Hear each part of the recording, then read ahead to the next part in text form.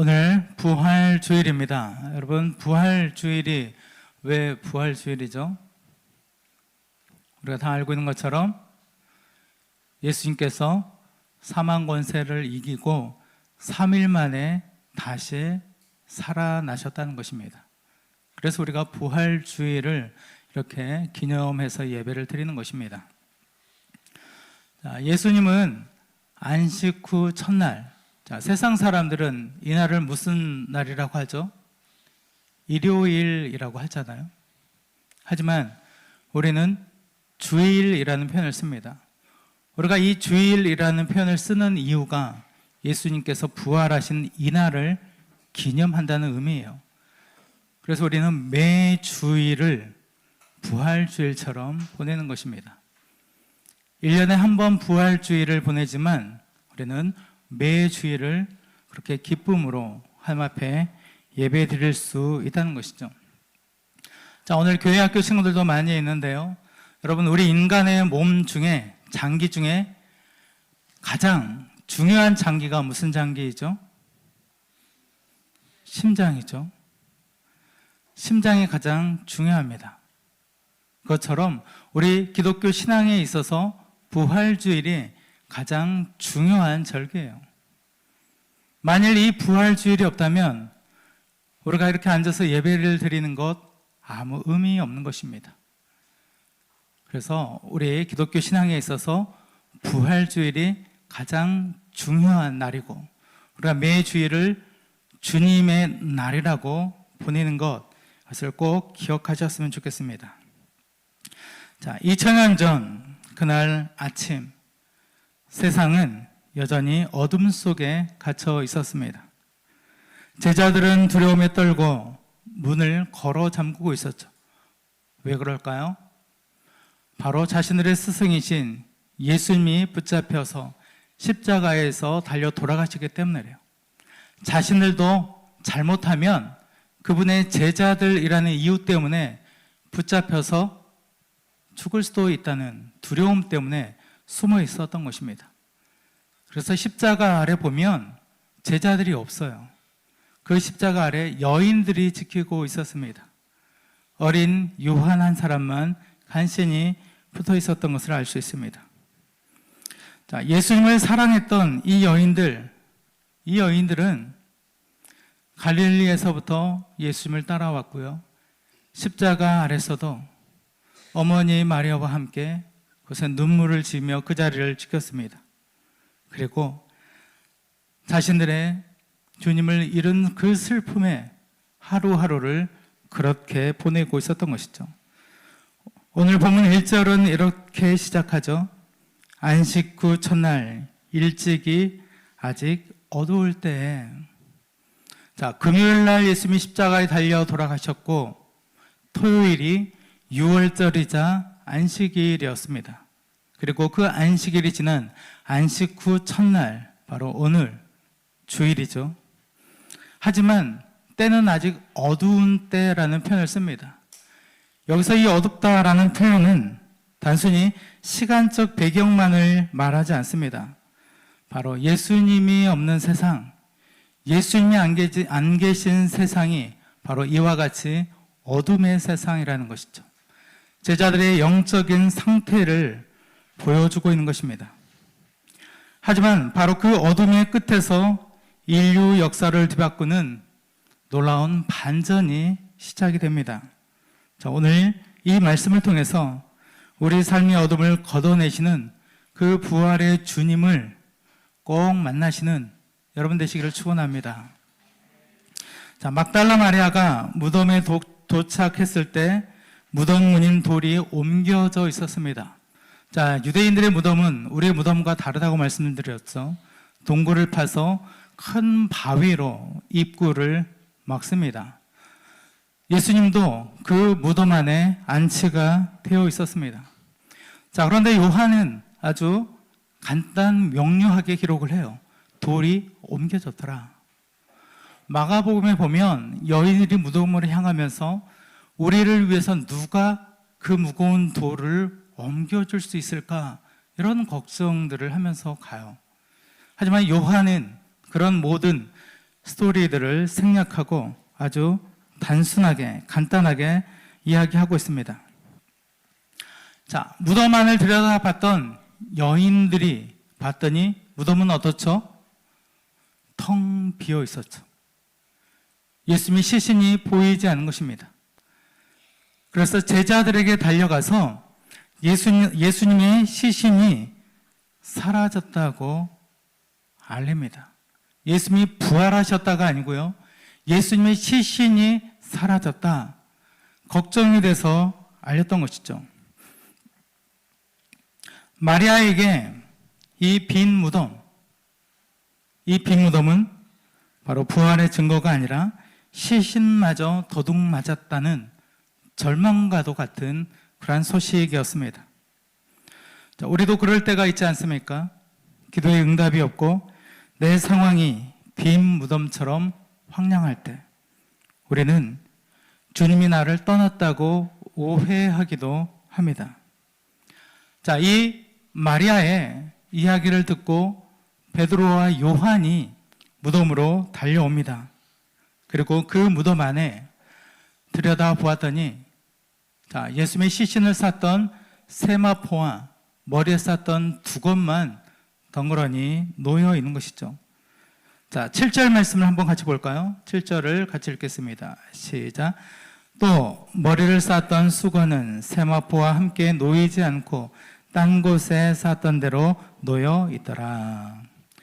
자, 베드로가 이 무덤 안을 들여다보니 시신은 사라지고 시신을 쌌던 세마포와 머리에 쌌던 두건은 그대로 남아 있었습니다.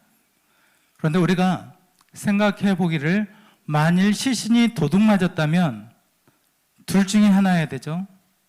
하나는 아무것도 없던지 둘둘 말았던 그 시신을 통째로 가지고 가니까, 아니면 그 시신을 감고 있었던 그 세마포와 두건을 벗겨냈다면 여러분 그것을 훔쳐가면서 누가 가지런히 놓고 가겠어요? 현장이 그렇지 않았다는 것이죠. 자, 존 스토트라는 학자는 이 광경을 보고 이런 표현을 씁니다. 나비가 허물을 벗고 날아간 후의 그 모습, 그 번데기가 남아있는 것처럼 알맹이가 쏙 빠진 거죠. 다시 말해 시신을 싸고 있는 그 세마포와 두건은 그대로 있고 안에 예수님만 사라진 것입니다. 우리가 볼 때는 불가능한 일인데 이와 같은 일이 일어났던 것이죠. 자, 우리가 만일 그 자리에 있었다면 우리는 어떨까요? 마리아는 그 장면을 보고 계속해서 울 수밖에 없었습니다. 이 빈 무덤이란 결핍, 여러분 이 막달라 마리아가 어떤 사람이죠? 예수님으로부터 치유를 받고 구원받은 이후에 7 귀신이 떠나간 이후에 예수님을 따라 늘 제자처럼 살았던 여인입니다. 예수님이 식사하고 계실 때 100달란트나 되는 어마어마한 그 향유 옥합을 깨뜨렸던 여인이 바로 이 막달라 마리아입니다. 눈물로 예수님의 발을 씻길 정도로 눈물을 많이 흘렸던 여인이 이 마리아입니다. 자, 마리아는 예수님이 십자가에 달려 돌아가실 때 그 십자가 아래서 예수님의 어머니 마리아와 함께 엉엉 울었던 여인. 눈물이 얼마나 많았는지 모릅니다. 눈물을 다 흘렸을 텐데요. 자, 예수님이 그에게 있어서는 세상의 전부였습니다. 예수님 없이는 살 수 없는 사람이었죠. 그런데 예수님이 돌아가실 때, 십자가에서 달려 돌아가실 때 마리아는 절망했죠. 왜냐하면 그의 세상이 죽었기 때문입니다. 절망이라고 생각하고 바닥에 절벽에서 떨어져 바닥에 떨어졌다고 생각했는데 오늘 예수님의 시신이 사라지자 그 바닥이 다시 무너져 천길 낭떠러지로 떨어지는 것 같은 절망감을, 상실감을 마리아는 다시 경험했습니다. 눈물이 더 나올 수 있을까라고 생각했던 마리아였는데요, 하염없이 눈물을 흘리고 있는 것이죠. 사랑하는 여러분, 여러분의 삶에 이 빈 무덤 같은 결핍이 있습니까? 그것은 바로 주님이 계시지 않는 증거가 아니라 주님이 죽음을 이기시고 주님의 일을 시작하셨다는 표적이라는 사실을 믿으시기 바랍니다. 자, 제자들은 무덤을 확인하고 집으로 돌아갔지만 마리아는 여전히 무덤 밖에서 계속 울고 있었던 것이죠. 그때 부활하신 예수님이 그녀 곁에 서 있었습니다. 모든 것이 무너지고 절망 상태에 있었던 여인, 삶의 의미를 발견할 수 없었던 이 마리아, 그때 예수님이 뭐라고 말씀하십니까? 16절에 보니까 마리아야 부르십니다. 처음에 마리아는 예수님을 알아보지 못했어요. 동산지기인 줄 알았습니다. 그 동산에 보면 무덤들이 많이 있었을 텐데요, 그것을 관리하는 관리인 정도로만 생각했습니다. 여러분, 마리아가 왜 예수님을 못 알아봤을까요? 예수님이 부활하신 이후의 모습은 부활하시기 이전의 모습과 너무 달랐기 때문이죠. 엠마오로 가던 두 제자를 기억하시죠? 엠마오를 향해 가던 두 제자, 예수님이 동행하시면서 말씀을 풀어서 가르쳐 줄 때 가슴이 뜨거웠지만 이분이 부활하신 예수님이라는 사실은 몰랐습니다. 예수님께서 떡을 떼시고 축사하실 때 그들의 눈이 열리고 비로소 예수님을 알아봤죠. 마찬가지로 처음에 마리아는 예수님을 알아보지 못했지만 예수님이 마리아야 라고 부르자 이 마리아의 눈에 비늘이 벗겨진 것입니다. 그리고 이분이 자신을 구원하셨던 그 메시아 예수님이시라는 사실을 알게 되었습니다. 그리고는 마리아가 이렇게 고백하죠. 라보니. 자, 이 라보니는 단순히 라비어가 아니고요, 나의 선생님이라는 뜻입니다. 그분을 인식했다는 의미인 것이죠. 자, 우리 신앙의 회복이 되는 지점이 바로 이 지점이라고 할 수 있습니다. 부활하신 주님이 여러분의 이름을 부르고 계신다는 사실입니다. 우리가 아니고요, 주님께서는 이 자리에 있는 여러분 한 사람 한 사람의 이름을 부르고 계십니다. 마리아야 라고 부르시는 것처럼. 그리고는 내가 여기에 있다, 내가 살아있다. 여러분, 이 주님의 그 음성, 여러분의 이름을 부르는 그 주님의 음성을 듣는 그러한 부활주일 되시기를 축원합니다. 자, 부활하신 주님을 만난 마리아는 너무나 기쁜 나머지 예수님을 붙잡으려고 했습니다. 하지만 주님은 의외의 말씀을 하시죠. 우리 17절 한번 같이 보겠습니다. 17절 시작. 예수께서 이르시되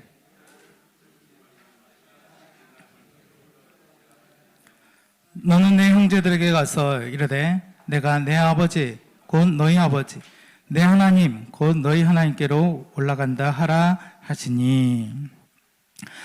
자, 예수님께서는 이 말씀을 하시고 주님과의 관계가 아직 육체적 머물음에서 영적인 연합으로 변화되어야 함을 의미하기 때문에 이와 같이 말씀하신 것입니다. 그리고는 마리아에게 사명을 주셨는데요, 그 사명이 무엇입니까? 너는 내 형제들에게 가서 이르라. 주님께서 다시 살아나시는 것을 전하라, 소식을 전하라는 것입니다. 여러분, 이 막달라 마리아가 예수님이 부활하실 때 가장 첫 번째 증인이었습니다. 그리고 주님이 그 마리아에게 나타나셔서 이 사명을 주셨습니다. 만일 마리아가 아닌 제자들이나 바리새인들, 대제사장이면 어땠을까요? 오히려 그들에게 나타나서 말씀하시면 더 공신력이 있지 않았을까요? 그럼에도 불구하고 당시 시대에는 여자는 법정에서 증언할 자격조차 없던 시대였습니다. 하지만 주님은 사회적 약자였던 이 마리아를 부활의 첫 번째 증인으로 세우셨던 것이죠. 마리아는 제자들에게 달려가서 이렇게 외치죠. 18절에 보니까 내가 주를 보았다. 처음에는 누가 주님을 가져갔다라고 울던 이 마리아, 이제는 내가 주를 보았다라고 확신에 찬 선포를 하고 있습니다. 여러분, 마리아의 감정의 변화가 있었죠. 18세기에 미국의 부흥을 이끌었던 조나단 에드워드라는 분이 계십니다. 이분이 신앙 감정론에서 이런 말을 하셨는데요. 참된 신앙은 대부분 거룩한 감정에 있다. 여러분, 말씀을 듣고 또 좋은 강연을 들으면, 또 좋은 감명 깊게 본 영화를 보면 사람들은 뭐라고 말을 합니까? 감동받았어 라는 표현을 쓰죠. 우리 그리스도인들은 뭐라고 이야기하죠? 은혜 받았습니다. 감정의 변화입니다. 우리가 수련회를 가거나 부흥회를 하거나 또 말씀을 통해서 큰 은혜를 받습니다. 그것은 감정의 변화이죠. 이것을 이모션이라고 합니다. 그런데 이 감정의 변화는 오래 지속되지가 않아요.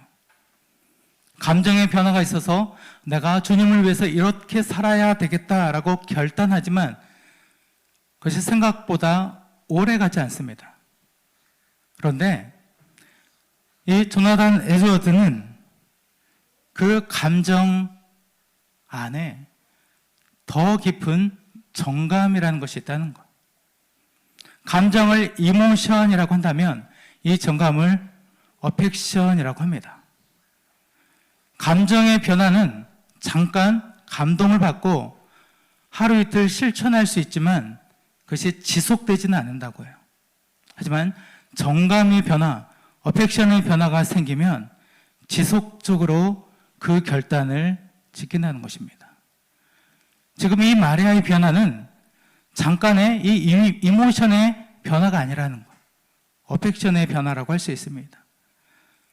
그래서 예수님을 위해서 증인된 삶을 살아갈 수 있었던 것이죠. 자, 에드워드는 그러면서 참된 신앙의 거룩한 감정은 하나님의 말씀을 통한 정감의 변화에 있다라고 이야기를 해요. 여러분은 말씀을 들을 때 또 예배를 드릴 때 어떤 변화가 있습니까? 감정의 변화가 있습니까?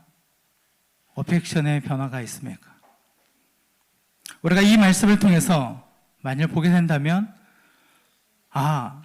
내가 결단을 했지만 그 결단이 오래가지 않았구나.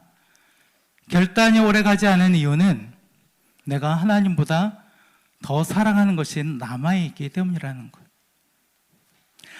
하나님을 진정으로 사랑하는 이 사랑의 순서가 바뀌면 우리는 감정의 변화가 아닌 정감의 변화를 통해서 비로소 증인된 삶을 살아갈 수 있다는 것입니다. 우리가 매주 부활 주일로 하나님 앞에 예배를 드리고 있죠. 단순히 모여서 형식적으로 예배를 드리고 끝나는 것이 아니고요. 바로 이 시간들을 통해서 우리 주님의 음성을 듣는 시간입니다. 마리아야 라고 말씀하시는 것처럼 여러분의 이름을 부르고 계시는 주님의 음성을 듣는 것입니다. 그리고 나의 사랑의 순서가 바뀌는 거예요. 하나님을 사랑한다라고 고백하지만 그게 지속이 되지 않죠.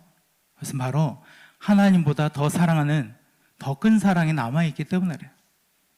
그것을 팀 켈러 목사님은 우상이라고 했습니다. 여전히 내 안에 우상이 남아있을 때는 우리의 결단이 지속되지 않습니다. 하지만 부활하신 주님을 만나면 어떨까요? 완전한 변화가 일어나는 것. 여러분, 예수님이 부활하시는 것을, 그 역사적 사실을 믿으십니까?